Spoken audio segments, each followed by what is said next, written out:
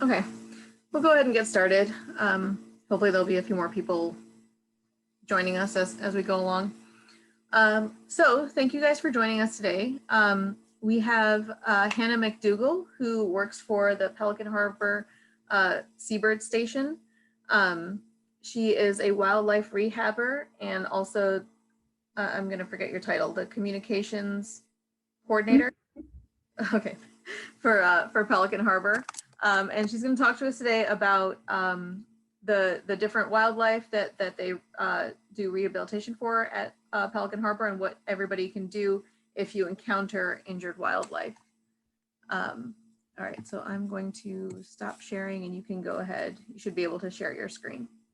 All righty.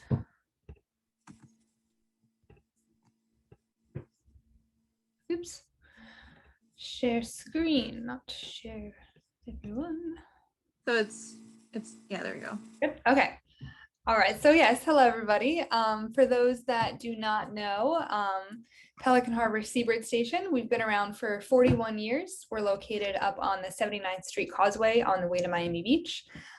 So quite a long time. Lots of people have been in Miami their whole lives and they never even heard of us. So always excited to be able to engage with the community and teach everyone a little bit more about what we do.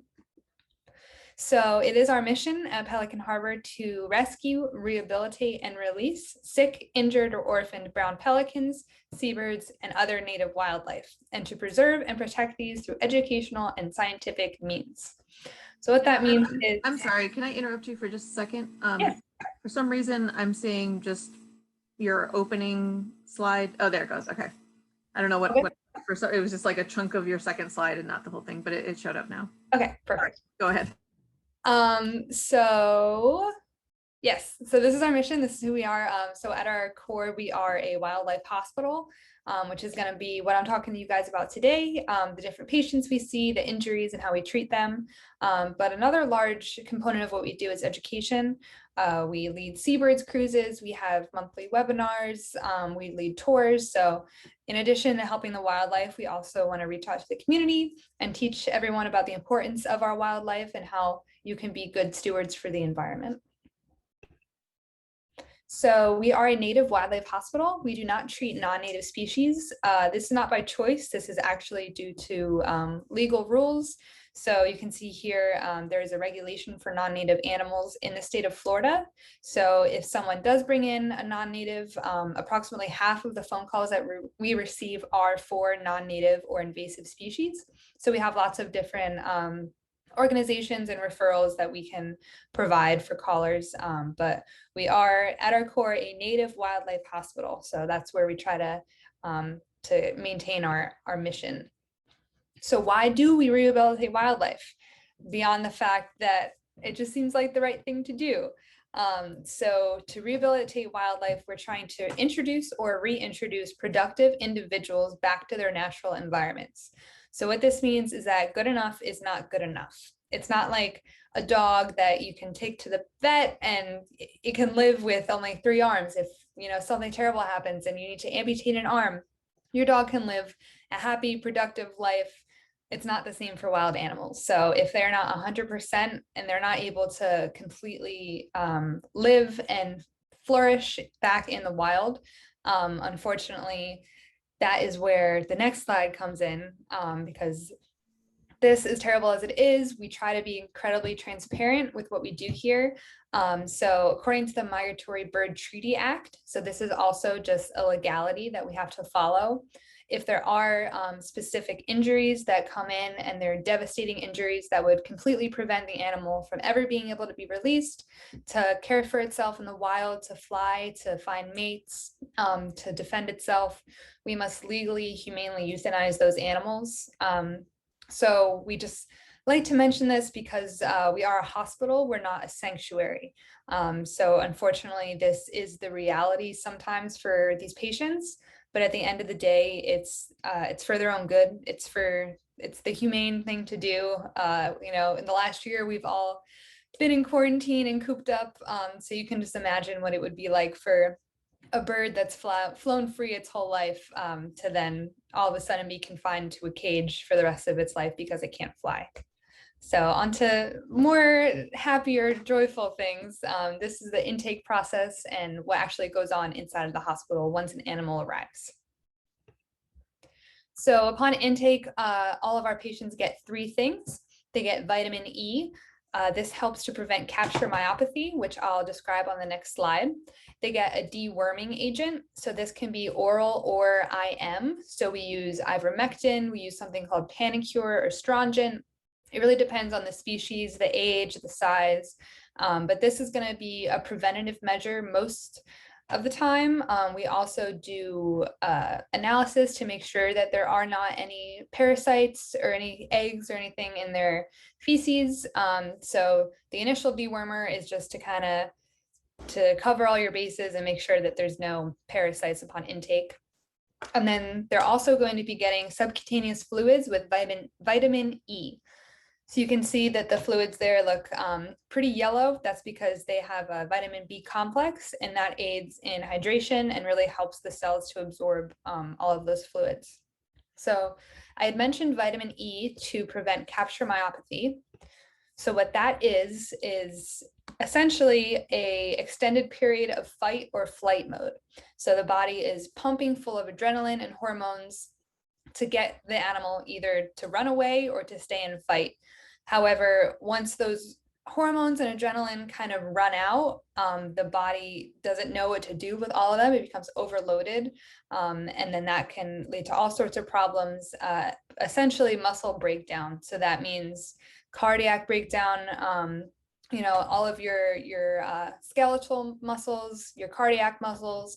So vitamin E helps to kind of chelate all of those hormones and prevent them from progressing to the point that it would become capture myopathy, because if it gets to a certain point, capture myopathy can be deadly. So that's also why we try to have a completely hands-off approach, other than weighing and treatments or cleaning. We can't, talk to them, cuddle them, pet them, because to them, anything bigger than them, anything foreign is a predator that's trying to eat them. So we try to maintain their levels of stress to be the absolute minimum to help prevent this. So body condition is also something we're going to look at when they come in. Birds are scored on a scale of 1 to 5, 1 being emaciated and 5 being plump. And we determine this based on the sharpness of their keel. So their keel is just essentially their breastbone. So what we'll do is we'll part the feathers. So this is just the skin. It's not, there's no surgery or cutting involved here. It's just parting the feathers as if you would part someone's hair. So on the left, you can see this would be a keel of 1, completely emaciated. You would be able to pinch that keel bone in between your fingers and really, really feel that protruding. That's usually a grave prognosis. By the time an animal gets to that point, its body doesn't really have the energy to be able to heal itself, let alone just maintain normal life function. Reasonable is where we're seeing most of our birds come in as. This is normal. It means that they're eating enough food, getting enough nutrients. They're not super hefty, but they're absolutely healthy enough and have enough muscle to fly and to get around and have a good body condition. And then plump, you can see here on the right, that keel bone is you almost can't see it. So this is a bird that came in during migration. So it had lots and lots of fat stores. It had eaten a whole bunch before migration to be able to keep up with that intense, physical activity that migration would need. So next, after evaluating their body score, we're going to get some blood work and a crop swab, depending on the species. So for blood work, we'll take we'll take IV blood sample, and then we'll pack it into these what they're called hematocrit tubes. Spin it down in a centrifuge, so you can see all of the red blood cells are there at the bottom, and then over on the right is like the lymph and the serum. So then we measure it up on our little scale here. So what packed cell volume is essentially the volume of red blood cells in the blood. So lower levels indicate anemia and dehydration. So this is a really important indicator of the animal's overall health. This is also kind of a metric that we use to determine like eligibility for release or even their probability of being able to survive treatment. At PCV levels below 16, that's also considered grave. It's incredibly, incredibly unlikely that that bird will be able to recover just because their body is already shut down so much to the point that it wouldn't really be able to heal itself. So if a bird is above 16, but still pretty low and considered anemic, we'll be giving them injectable iron and iron dextrin once every week or two. And that really helps to kind of build back up that hemoglobin and those red blood cells. So depending on the species, we're also going to be giving these birds a crop swab. So we give this to all doves, crows, and then all raptors that will eat doves. So this includes our Cooper's hawks, our red-shouldered hawks, kestrels even. So what we're looking for here is Trichomonas gallinae. So you can see on the left, that's what it looks like under a microscope. They're basically just dancing dots. They look as if they're dancing, they're green, and they just kind of wiggle around. So Trichomonas, if left untreated, or if the animal is weak for some reason or has a compromised immune system, becomes overgrown. So it leads to these white plaques in their mouth that you can see on the right. And in really severe cases, when it becomes so overgrown, it actually blocks their esophagus and their trachea. So they're unable to breathe, they're unable to eat. So it's really important that we catch this early. And then we're able to give them like antiparasitics in order to clear that up and get that all taken care of for them. And then dehydration, we're always going to be giving subcutaneous fluids, like I said, depending on the bird's level of dehydration. This is going to be anywhere from 1 to 4 times a day. We can determine how dehydrated a bird is a lot by their mucous membranes. If it's very tacky, so the mucus is kind of like stringy, they're stringy saliva, that's a pretty good indication. Sunken eyes as well. So dehydration is always the first step. You can't heal, you can't properly recover if you're dehydrated. So hydration is always super important to get these guys up and ready to go.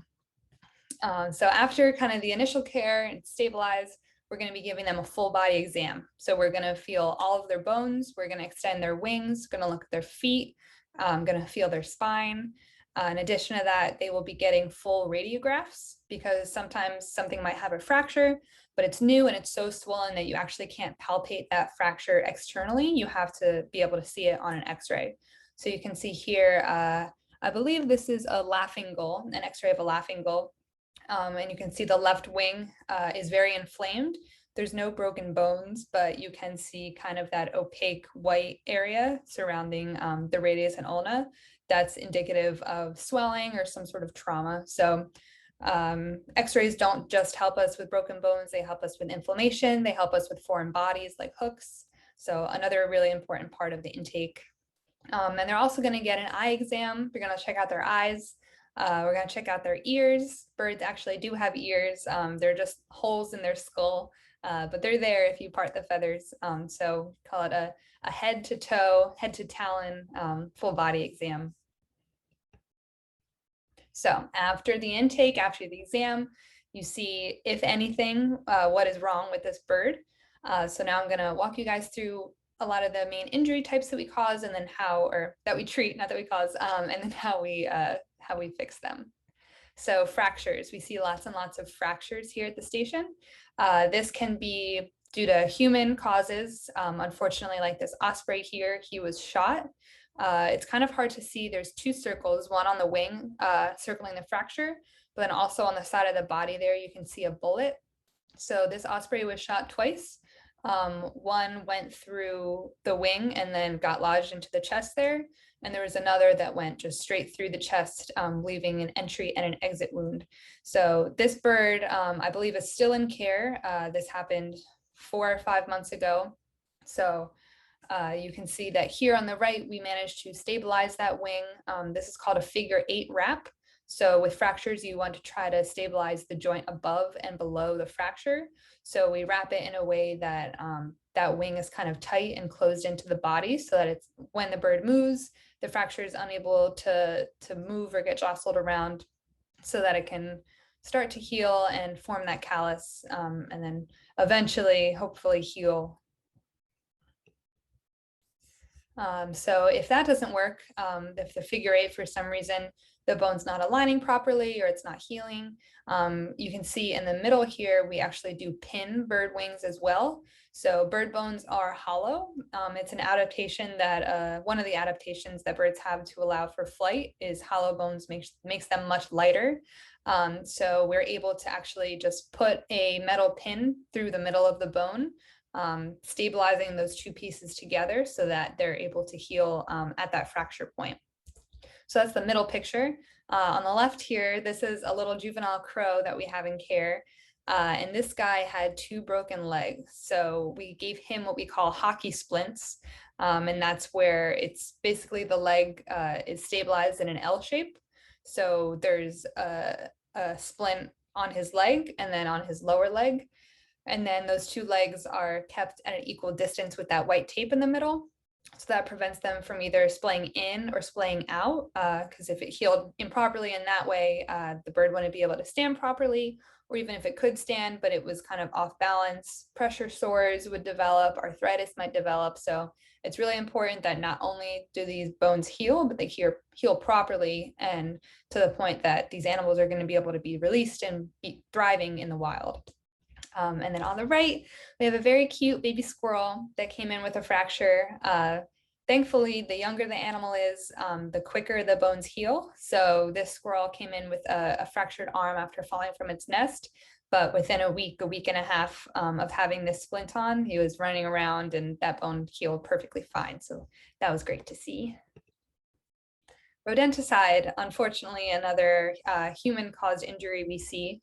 So this is actually the same bird, 1 week apart.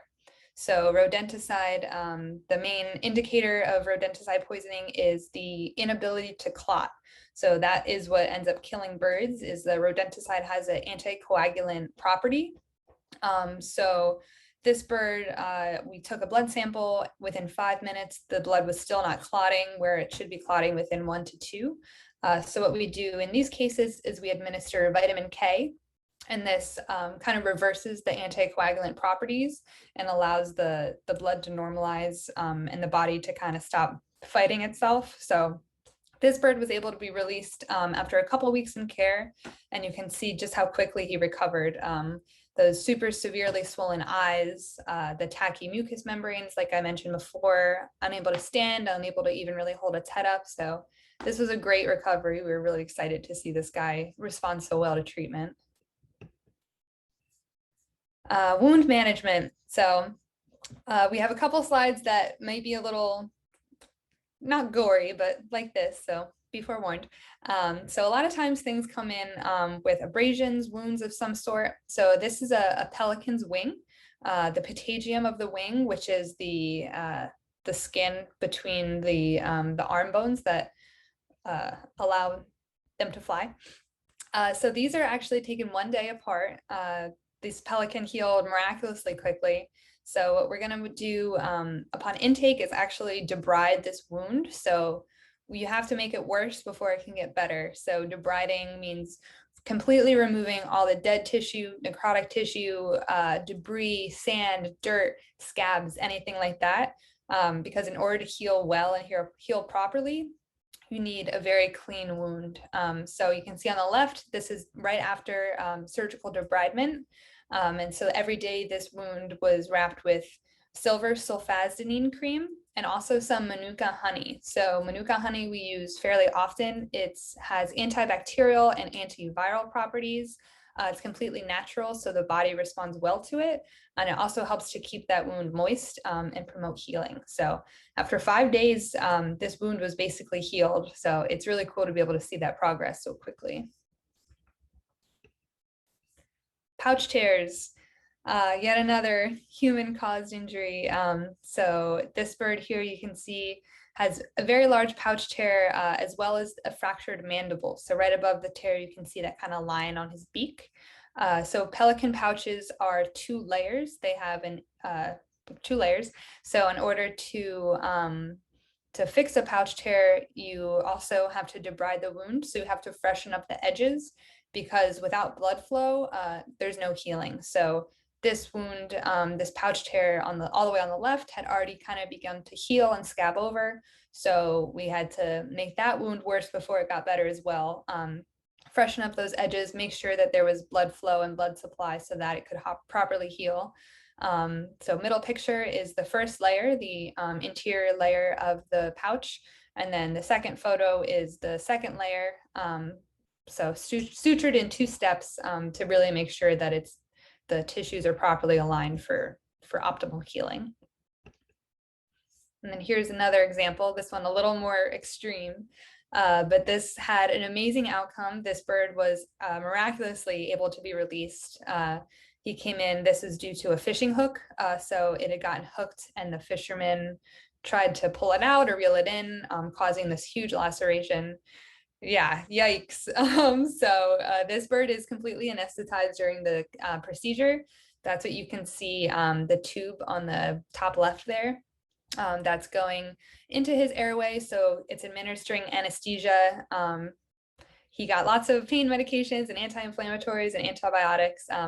So he was able to be released, which we were so happy about. And then he still had a very small hole.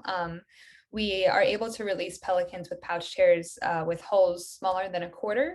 They actually tend to constrict very well on their own. So over time, that hole will also just completely contract and the bird will be as good as new, but just with a story to tell and a scar. So this isn't necessarily an injury, but it's a very large reason that we have animals coming into us is as orphans. So all of our orphan mammals receive a specialized formula. They are catered to them species specific, depending on the natural combination of their mother's milk. So what percentage of fat versus protein versus the different nutrients. So it's really important that these animals come in to be rehabilitated by professionals, because lots of times people will try soy milk or, squirrels eat nuts, so let me give it almond milk. But there's zero nutritional value. It causes severe bloating and all kinds of gastrointestinal problems. So that's why we always urge people to call us, bring it in. So as you can see here, this possum on the left is getting tube fed. So possums are North America's only marsupial. They're amazing. We love them. And they actually develop outside of the body in their mother's pouch, but they do not suckle like normal mammals would. They actually completely swallow the mother's nipple, and then it's just slowly milk dribbles out. So they don't have a suckling instinct, so we have to actually tube feed them their formula. Whereas the squirrels have a suckling instinct, so they get fed with tiny baby squirrel syringes and nipples. So kind of variations there, but over time they start to eat solid foods. We'll kind of mix in the formula with the solid foods because that's what they're used to and that's what's yummy. So you can see here both the possums and the squirrel transitioning to solids, so starting to eat on their own. And it's important with squirrels as well that we don't give them food that's too small, since they do have that suckling instinct. If we gave them very tiny pieces of food to start munching on, they would just inhale it. So that's why his food is very large, to prevent him from getting it down into his lungs. So hooks are another huge reason that our birds come in. I would say about 75% of the pelicans that we admit are due to fishing hook injuries, entanglement, external hooks, internal hooks. So here's an x-ray on the left. You can see this pelican has both an external hook and many internal hooks in line. So our very first defense against hooks is actually called pelican pursing, because it's like reaching down into Mary Poppins' purse. So you can see our rehabber Tori in the middle here. This pelican is completely knocked out. It's under anesthesia. But what we'll do is pelicans are such large birds that we're actually able to reach our entire forearm down into their stomachs to manually feel and then remove those hooks. So that works a good 50% of the time. It's a very strange feeling and experience, but it's also very rewarding to be able to, just easy out, take those hooks out. But if that for some reason doesn't work, we have a method called cotton fish, where we stuff a fish with cotton and then feed it to the bird. The bird then digests that fish, but cannot digest the cotton. So the stomach's trying to digest the cotton. It's kind of getting all squished around in there with the hook. And then the cotton is actually like a stomach irritant. So the pelican realizes, I can't eat this. It's hurting my stomach. It'll regurgitate it. And then with the cotton, most of the time, the hook also comes up with it. And the other 50% of the time, this probably works 25. So for the other last 25% where manual removal doesn't work and the cotton fish doesn't work, then we're going to have to go in and do a pretty invasive surgery. So we always try to avoid that because sometimes they're not always successful. It may be that the hook is completely encapsulated into the stomach lining, or it's actually begun to migrate out of the stomach and into the body cavity. So we try to avoid surgery whenever we can. So we're usually very successful with these two methods. Head trauma is another reason, primarily in the migration period. Key Biscayne particularly, there's so many warblers there during migration. Bill Bags is such a hot spot for these little guys. So window strikes, building and window strikes are huge during the spring and fall months. So animals that come in with head trauma may look like this guy on the left. So he's exhibiting signs of head trauma with torticollis. So torticollis is this just head turning. So to treat that, we give them an anti-inflammatory here in the middle, Metacam. And then we also use a cool red light laser therapy. So cute owl, right?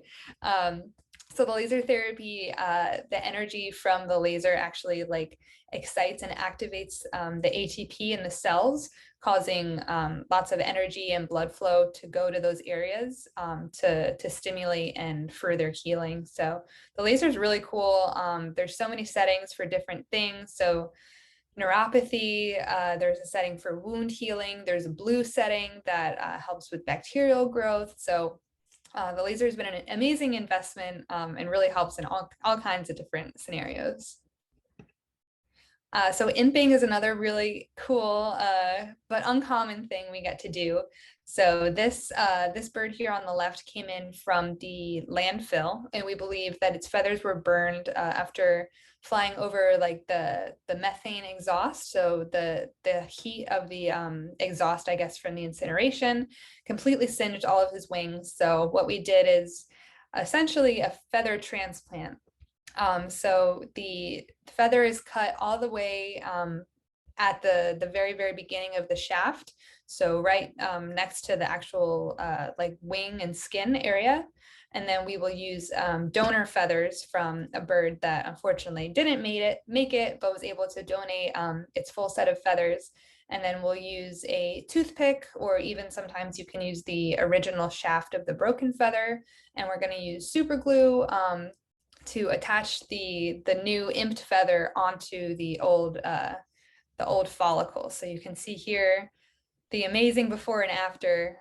It's pretty cool. It's like a science fair project sometimes. It's like arts and crafts, but this bird was also under anesthesia, and we had 3 rehabbers working on him at once because it is a pretty timely process. So you can see here now, he's got a full new set of feathers. His wing was also singed. So birds actually can't be released with more than a few of their feathers imped, because if for some reason the feathers come loose out in the wild or if they break, that would not spell good for the bird. So the reason that we imp things to this extent are just so that they can maintain their ability to fly, because it would take upwards of a year for this bird to naturally lose these feathers and regrow them in its natural molting cycle.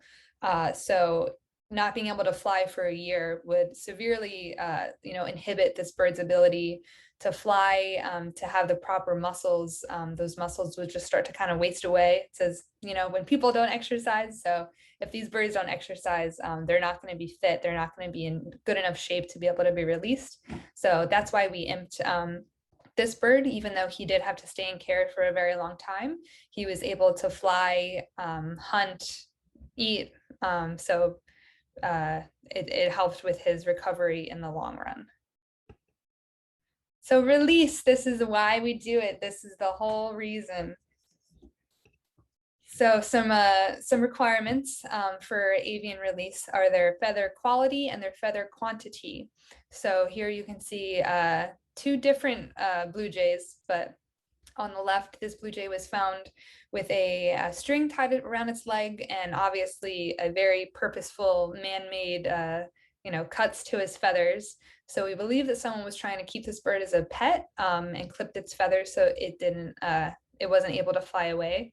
So obviously this bird would not be able to be released. It could not fly without those feathers. It could not evade predators. It could not hunt. So this bird had to be in care for a very long time while he regrew those feathers. A different blue jay on the right here, he has all of his feathers. However, their quality is very, very poor. So this blue jay was raised by a member of the public. Of course, we hope that everyone always has good intentions, but this is another huge reason why we always say, if you find a bird, if you know someone that finds a bird, to bring it immediately into a wildlife rehabilitation center, because this bird was raised in the improper housing with the improper diet.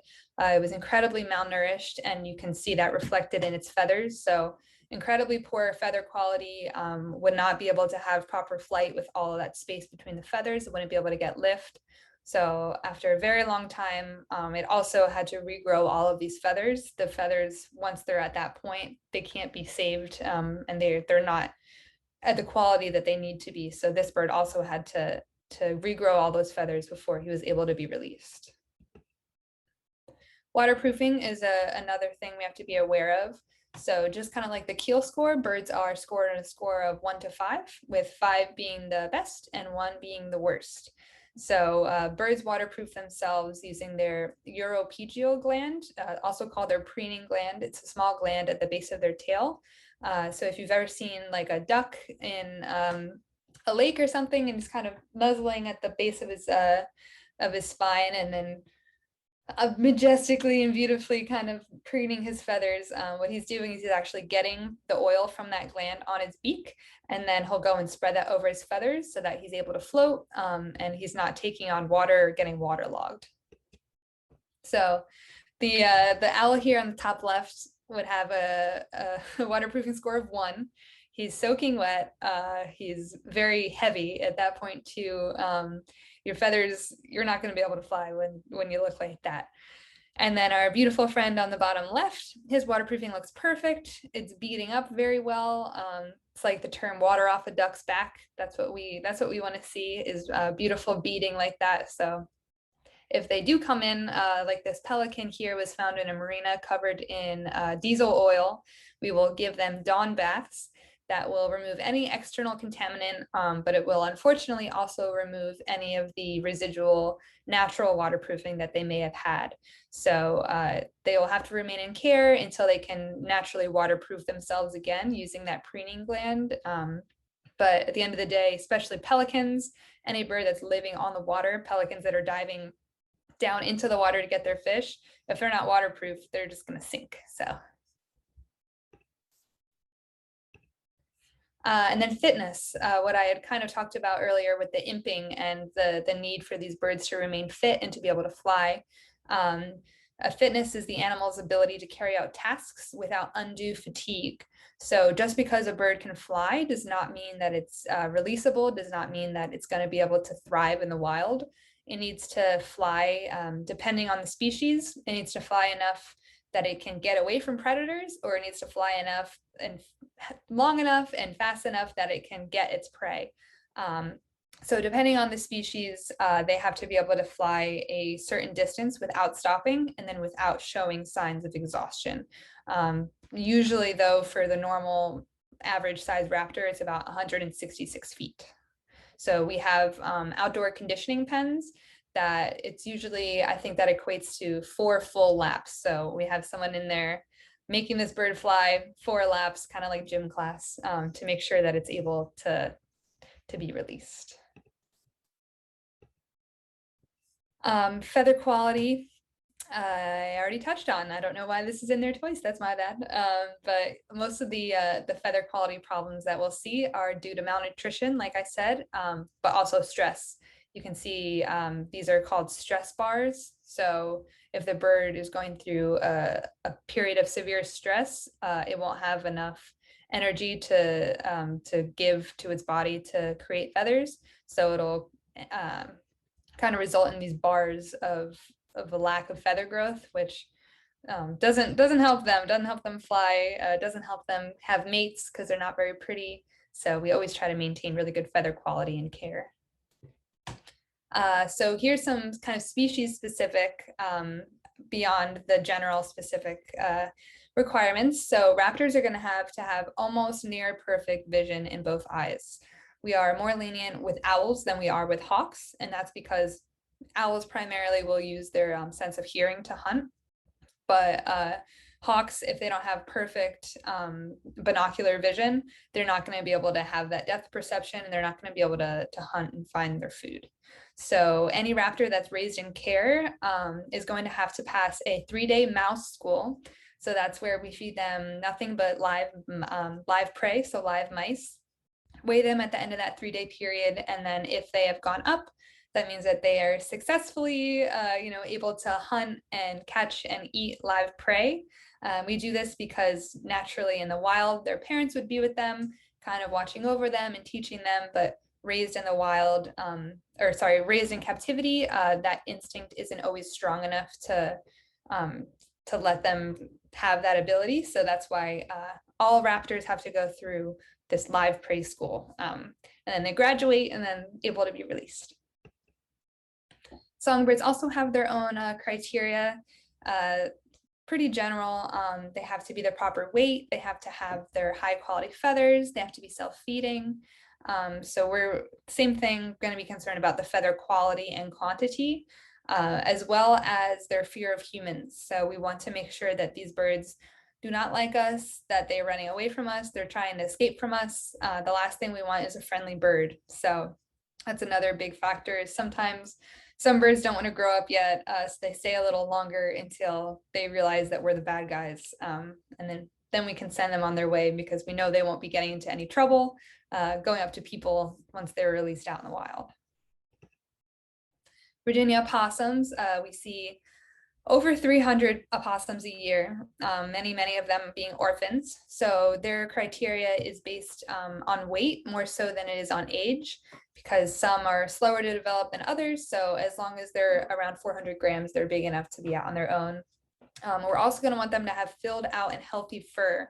So as cute as that big Dumbo opossum is on the bottom, that's not a very healthy possum. That is malnourished. He looks very dehydrated and just not developing properly. So we want to make sure that that they're active and productive members of their population once they get out there. So we need to make sure that they have robust fur and they're hefty and ready to go.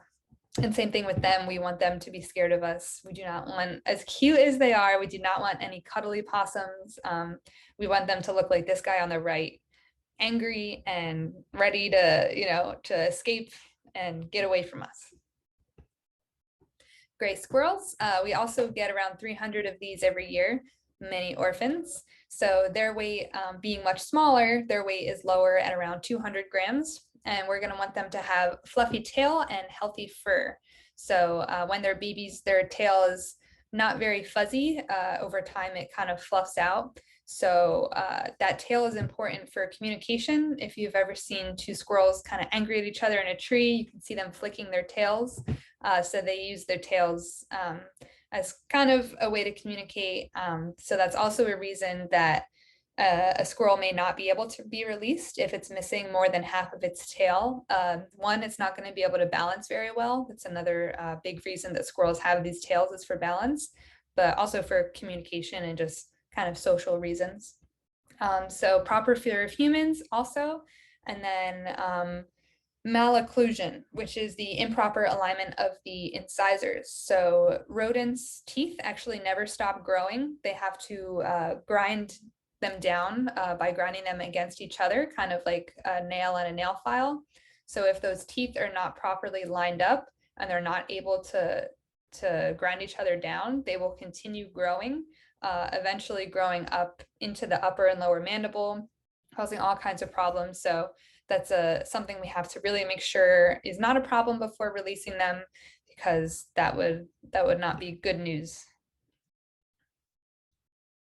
Oh, Carolyn said, I remember a squirrel at the Sonesta years ago. He had a really scraggly tail and seemed to live on a diet of mayonnaise packets. That's not what we want. Yeah, so a lot of times any kind of scraggly or sad looking animal is going to be because they're not eating the proper diet, because people are feeding it, or they're eating chips out of the garbage, or people are feeding it popcorn. So that's unfortunately something we see a lot, is people thinking they're helping by feeding this animal but not feeding it the proper thing. So if you ever find an injured animal, call us first. Take down this number, memorize it, put it in your favorites. We are open 365 days a year from 9 to 5. You can call us on Christmas. You can call us on Thanksgiving. We'll be there. And always there, we have cell phones. You can send us photos or videos. So 9 to 5, there's always going to be someone there to answer your question. So if you ever come across a bird living on Key Biscayne, I imagine you might be coming across songbirds or warblers, like I said, that maybe hit into a building or got hit by a car or just exhausted from migration. So songbirds are pretty simple. You're just going to want to scoop them up, put them into a dark, quiet box. But the biggest, most important thing to remember if you ever find an injured animal, is to not give it any food or water. Don't try to give it to it. Don't offer it. We always use the analogy, if you just got in a car accident and you're being rushed to the hospital, like you don't want the ambulance driver to say, stop at McDonald's, like this man needs a cheeseburger. Like if you're this sick, if a wild animal is sick enough that you're able to touch it or pick it up, it's too sick to eat. And then also on that same thread, it's very easy for them to aspirate. So if you're trying to, dribble water into its mouth, it may not be strong enough to even swallow that water. So that might lead to aspiration pneumonia. Same thing with food if it goes down the wrong pipe. And then just the quality of food as well. If they have very strict dietary and nutritional needs. So that's why we always say, don't offer, don't attempt to feed, just gently place in a small, with holes in it so it can breathe, dark, quiet box. Give us a call and then we'll be able to help you from there. If you ever come across a mammal, you're going to be concerned with their teeth. So mammals are going to try to bite you. I don't know where this myth was perpetuated that you can pick a possum up by its tail, but you cannot. Well, I guess you physically can, but you should not. Possums cannot hang from their tails. Their tails are considered prehensile, so they're used for climbing and for balance, but they cannot hold their full body weight from their tail. So that can damage the tail, damage their spinal cord. So with mammals, what you're going to want to do is just throw a towel over it, maybe get some thick garden gloves or leather gloves if you have them. And then same thing, scoop it up, put it in a box, give us a call. And we can always also walk you through any of this if you are out in the field and find something and don't know what to do. Seabirds, you're going to be concerned with their beak. So seabirds are going to try to bite you. Oops, sorry. Some have stronger bites than others, like this cormorant here. So this is a seabird with a very, very, very strong bite. I have a couple scars from cormorants. So with these guys, you're always going to want to have a secure hold on the back of their head. And you can see on the right here, they have kind of this S-shaped neck, so they can reach a little further than you might think. So same thing, get your heavy gloves on, have your box ready, grab it. Instead of the mammal around their body, for the bird, you're going to want more first focus on the head and then secure the body. Most of the time you can kind of use one hand to secure its head, and with the other hand and arm, pick it up against your body, kind of like a football. And then at that point, transfer it into the box. Raptors, on the other hand, are not going to try to bite you. They are going to try to talon you. So despite having super kind of menacing sharp beaks, most raptors are not going to try to bite on first instinct. They're going to roll over on their back and they're going to stick their feet up.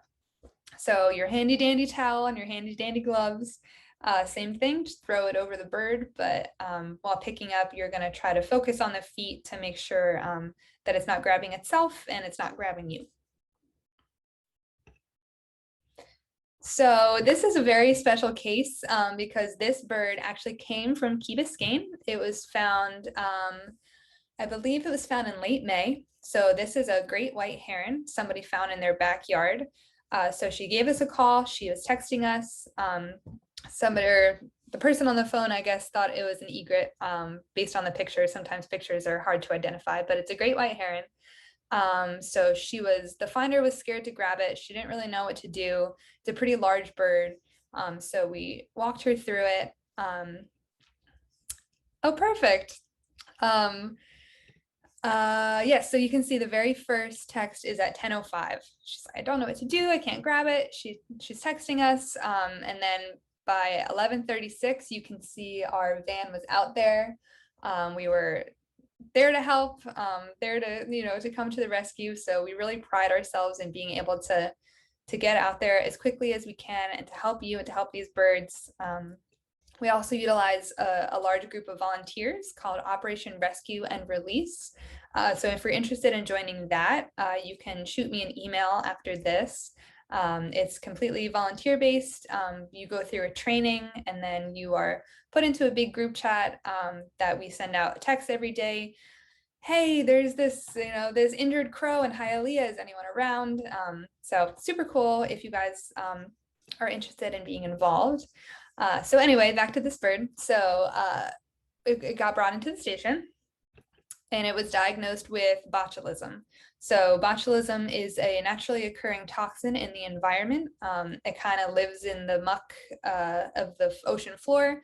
And as little invertebrates are feeding, they get a little bit of it. And then a fish might eat that and he gets a little more and it bioaccumulates throughout the ecosystem. So by the time this great white heron eats a couple of these fish that have high levels of botulism in them, he will also be affected. So botulism results in mild paralysis. So the birds are unable to stand, they're unable to hold their head up, unable to blink.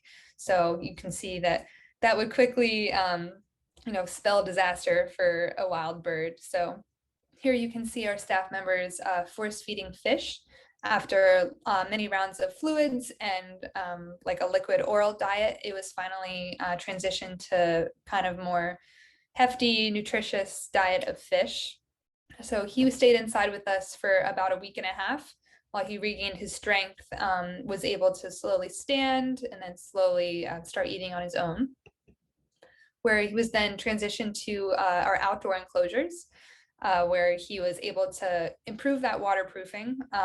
He was inside for a week and a half, so kind of got a little dirty, a little fishy. So you can see here, he's hanging out in the pool, looking like he's gonna eat some of those fish down there. And he also regained his strength and his flight muscles. So being able to fly, making sure he can fly the proper distance and for the right amount of time, he can fly high enough. So he was outdoors for another week and a half. So a grand total of 3 weeks. And he was able to be released at Crandon Marina a couple of weeks ago. I think it was June 9th. We were so excited to release him. Such a beautiful release, such a beautiful bird. So great white herons are actually a subspecies of the great blue heron. People used to think that they were just a color morph of the great blue, but they're actually a completely separate subspecies. So kind of rare to see. Hannah, can I interrupt you just for a second? Can you go Yes. back just one slide? This one? Okay, yeah.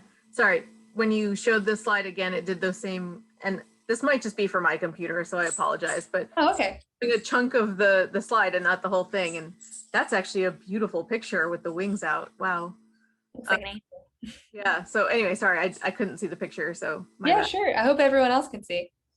Yeah, Okay. I can see it's showing now. So Okay, great. anyway, sorry. So Go here's ahead. another awesome shot of him flying Okay. away in the distance. Can you see that one? Okay, cool. Yes, I can. So that's what we do it for. That's why we've been here for 40 years, is for that amazing moment of seeing all of your hard work come to fruition. So we're so excited to be able to see this guy.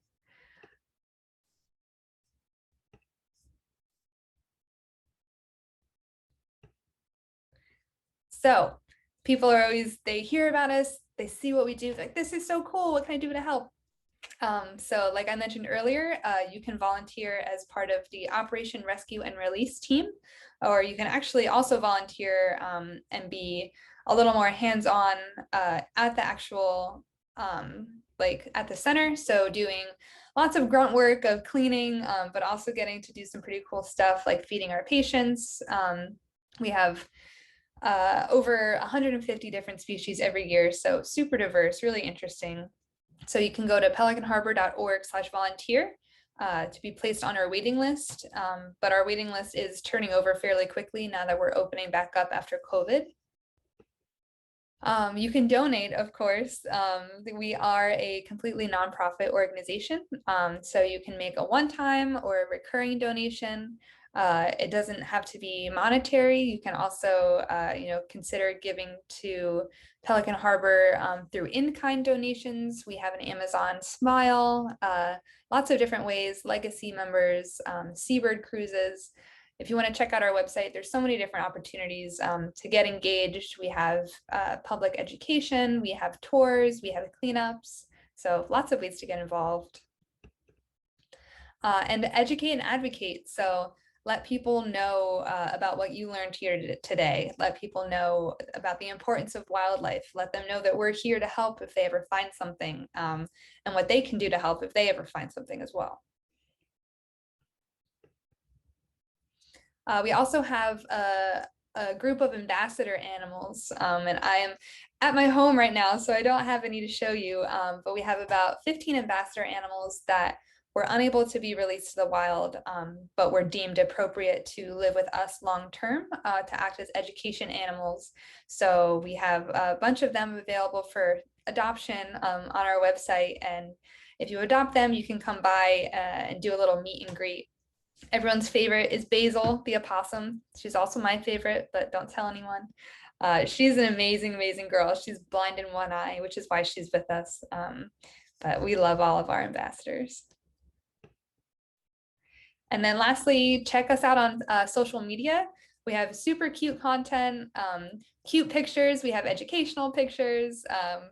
We have live videos every Wednesday. We do a live release at the station. So you can stay updated with us and any events we're having and releases, any public releases. Okay, so hopefully this is the last slide. So hopefully everyone can see this last slide here. So if you want to check us out, give us a follow, see what we've been up to, what kind of patients we have in care. And does anyone have any questions for me?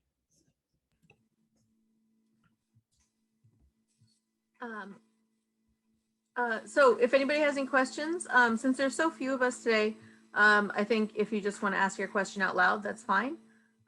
If not, I actually have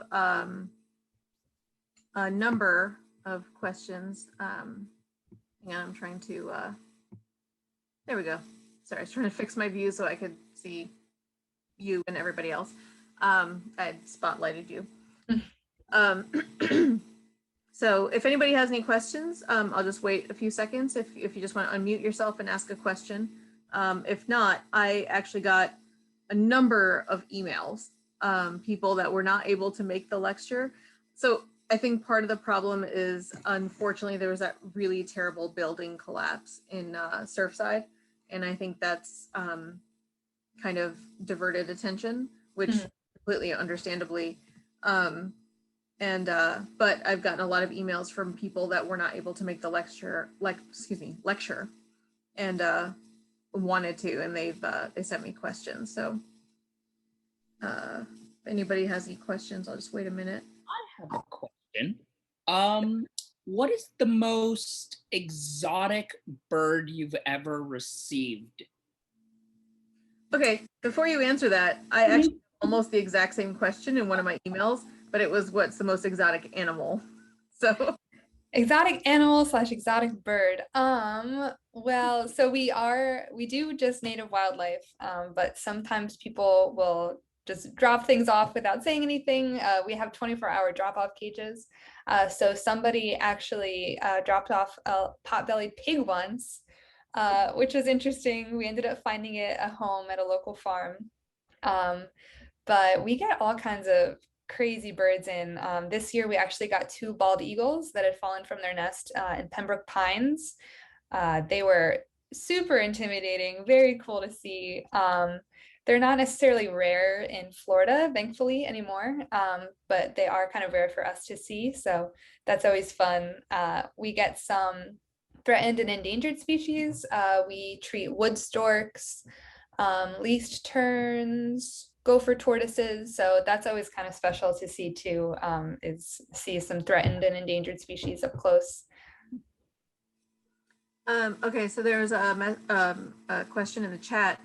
Are there any openings for internships for environmental outreach? So that's a great question. Yes, here, I will write my email, because that is something that we have been talking about and trying to get in the works. So yes, shoot me an email and we can definitely discuss that. There's also internships for animal care as well. So actual like animal care in the clinic, and you can find that on our website as well. Awesome.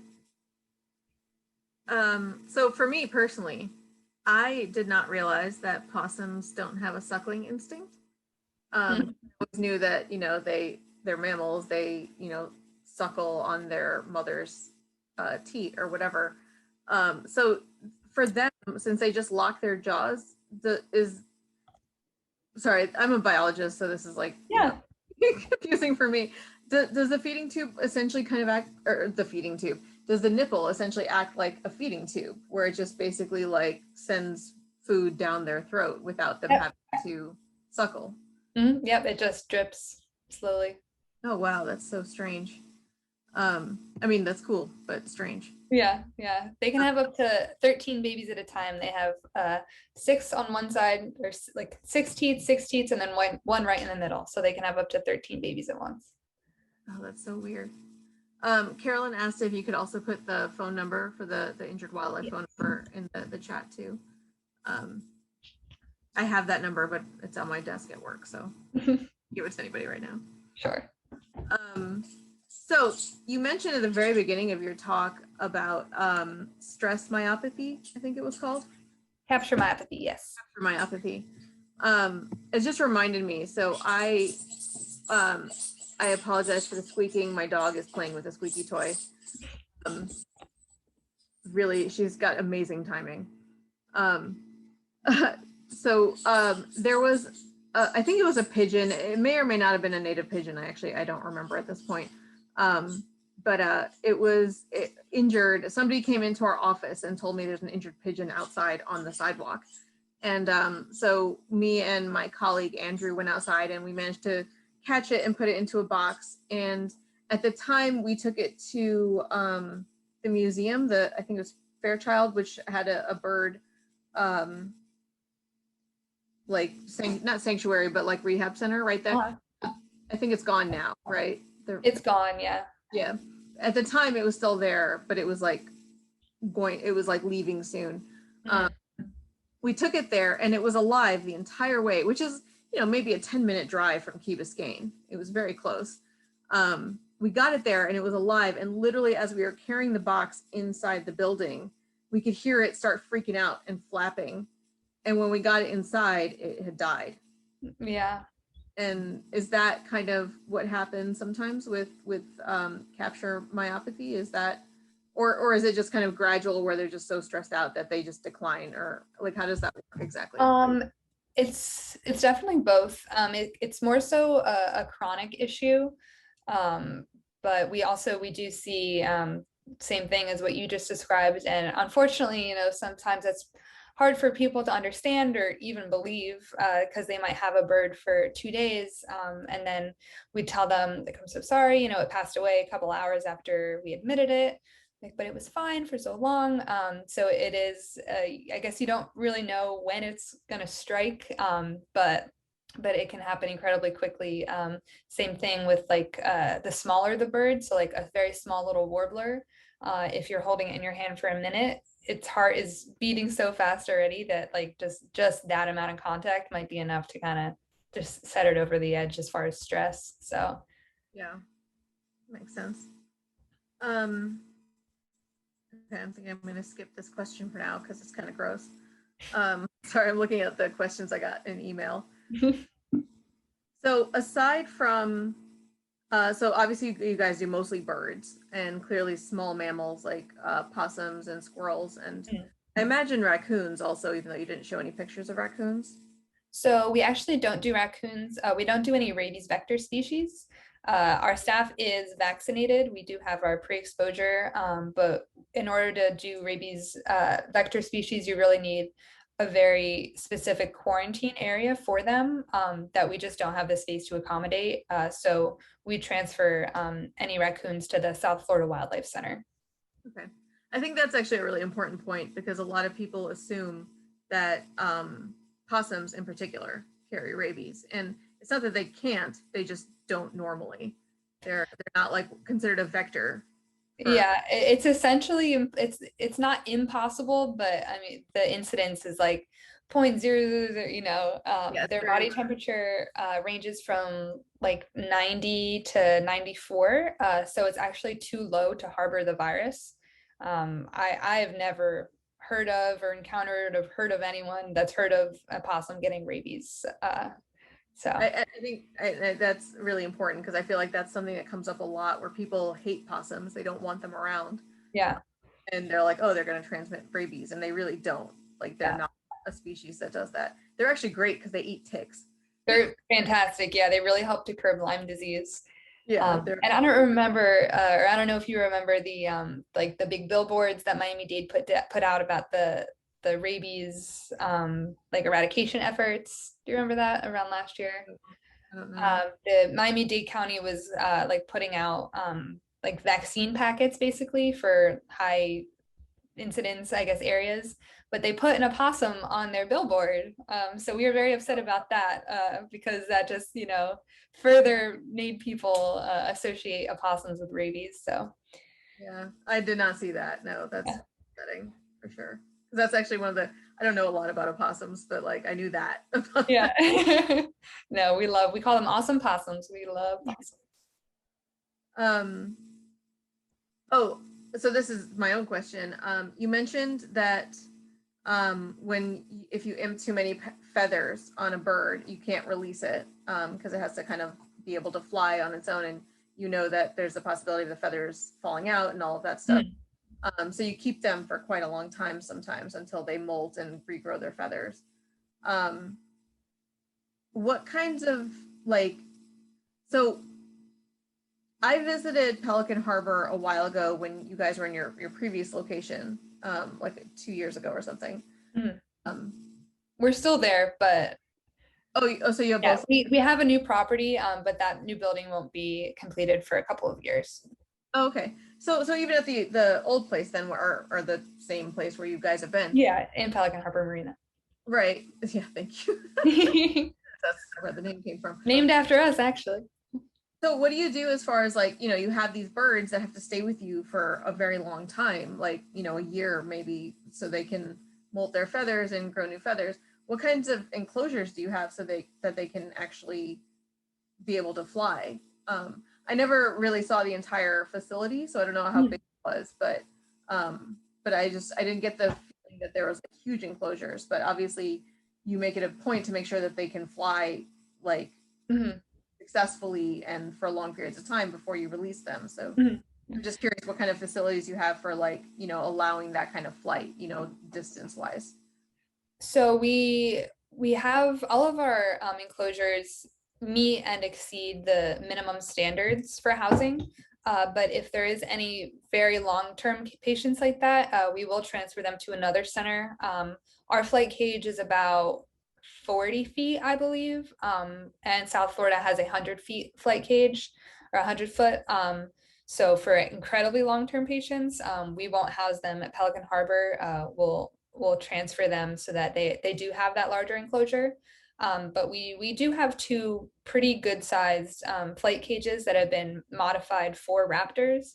So to maintain that feather quality, like I was talking about, they're wooden slats. Most of our caging is like chain link for the seabirds, chain link with like barriers, physical barriers. But the raptors need much more of a specific kind of housing requirements to keep those feathers. So we have two pretty large flight cages for them outside. Okay. So just another sort of comment on my part.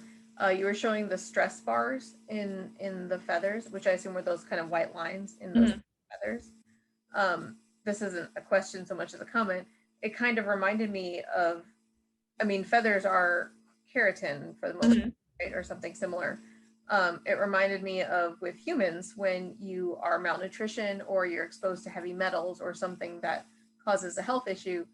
Humans get lines in their fingernails, and it just reminded me of that. So it's just kind of an interesting sort of parallel. That's a good point. Yeah, I never. Let me see more questions. Oh, okay. Somebody asked, do you house any other animals besides birds and mammals? Like, do you ever take any native reptiles or anything like that? We do reptiles as well. They're a very, very, very small portion. We probably only get like 20 reptiles a year. But those are going to be box turtles, gopher tortoises, and like peninsula cooters. Very occasionally we'll get soft shell turtles as well. But we don't, unfortunately, I wish, but we don't do sea turtles or any like marine mammals or anything like that. There's other specialized centers that do the sea turtles, but we do some reptiles, yeah. So mostly tortoises and turtles, it sounds like. Tortoises and turtles, yeah. So you don't have, like, if somebody were to bring in like an injured green anole or something like that, you don't really have. We would. We never have had that. Most of the time people bring in iguanas, which are non-native. But you know, or a snake. We had a snake once. So. Oh, okay. So you wouldn't turn it away if it's at least native. Yeah, no, any native wildlife that we have the capacity for, we'll take. I had another question. Yes. Oh, go ahead. Sorry. Did you guys ever, were you guys involved in helping all the birds that were in the, I don't remember what year it was like 2011 or whatever, the oil spill? The Deepwater Horizon? Yes. Yes. So we actually took in, I think it was between 20 or 30 baby pelicans that had been impacted from the oil spill, and some of our ambassador pelicans acted as their foster parents. So I believe we released almost all of them successfully. That was before I came on board, but we received a couple of dozen of baby pelicans from that oil spill. Wow. All right. Thank you. Yeah. That's actually awesome because I mean, I've heard of birds being like, adopting eggs or whatever. I don't think I've ever heard of birds adopting like chicks that are already born. Yeah. I didn't realize that they would do that. That's really cool. Yeah.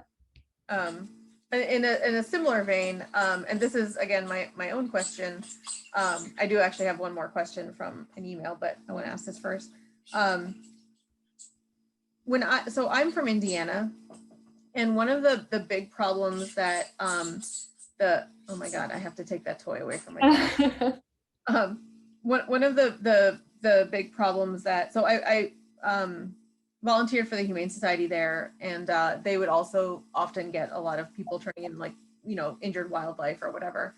And, they would just hand it off to whatever wildlife rehabber that they were in contact with. But one of the things that happened a lot were people that would capture and turn in fledgling robins and think that they were babies that had fallen out of the nest, not realizing that they were fledglings and they're supposed to be out of the nest, and they run around on the floor and what they do at that stage of their life. Is that something that you guys see a lot, where people, you know, give you fledglings thinking that they're babies that fell out of the nest? Is that all the time? Yeah, we call that diagnosis baby napping. So that's why we always beg people to call us, send us pictures, send us videos before bringing something in. We do have a lot of success with re-nesting. So if somebody was to bring in a fledgling, it's completely healthy, we get a little more information, like, yeah, the parents were around, like, okay, perfect, put it back. Same thing for birds that fall from their nests. They can be placed back into the nest, or placed into like a surrogate nest, like a little basket or Tupperware with holes punched in it. So we do get a lot of baby nappings. So that's why we try to always have people call ahead before even picking up or trying to rescue an animal. Okay, good. That's awesome. Okay, so have you ever had an unsuccessful release? So this was a question from email, but also I do remember seeing something on, like, I want to say Animal Planet or something. I don't really remember, but it was a bird that had been rehabilitated in a facility, and they released it, and it took off flying, and then it got lower and lower and lower and sort of crash landed into a pond, and then was like trying to swim and capturing it and taking it back. And you know, they clearly, like, they'd been taking care of it for like a few months and thought it was healthy enough. Yeah. But has that kind of thing, not that specifically, but anything like that, where you released a bird or an animal and it was very clear that it wasn't going to fly or like be successful in the release? So very rarely, but it does occasionally happen. One I can think of was baby pelicans, again, that had been transferred from another center, one of which had come in much younger than the rest, and was a little friendly, kind of dopey. So we kept it for much longer than the others, which were able to be released because it seemed like it was a little too friendly. So we put it with all of our adult pelicans, and then over time it was scared of us, it was snapping at us, it looked as if it was a wild normal pelican again. So we released it on Miami Beach, and it was just walking up to people and like stealing flip-flops. So we had to scoop him back up again, and then he was deemed non-releasable. So he's now an ambassador animal from the center that he had originally come from. Is he at least less snappy with people now? I'm not sure.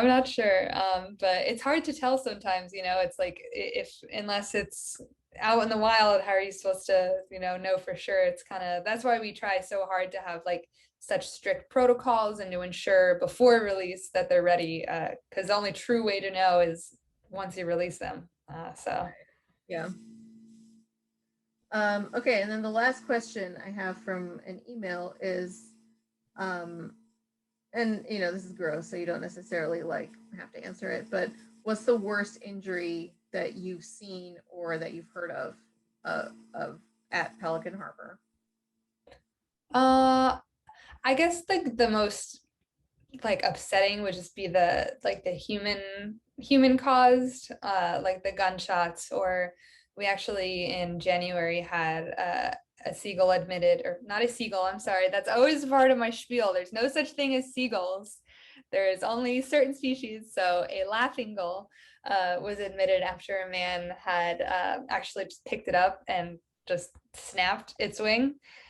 So 5 months later, and he was finally, taken in, and he is now awaiting trial, thankfully. But I guess those are gruesome, like emotionally. But I guess the worst injury, yeah, just kind of fractures like that.